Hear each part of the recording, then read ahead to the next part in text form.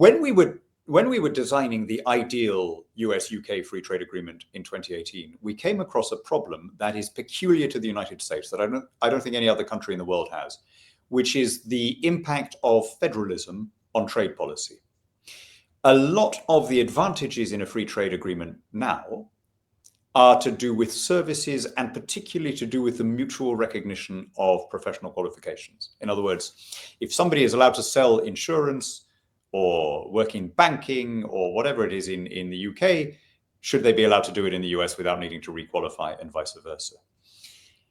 And the problem we ran into, or the challenge we ran into, is that question of occupational licensing is very clearly a state prerogative in the US.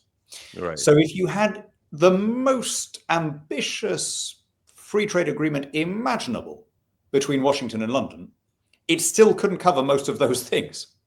The only way to make that happen would be to have separate free trade agreements with New York, California, Illinois, and so on. And we've been doing that, including with some very large states. We signed one quite recently. One of the last things the outgoing government did with Florida.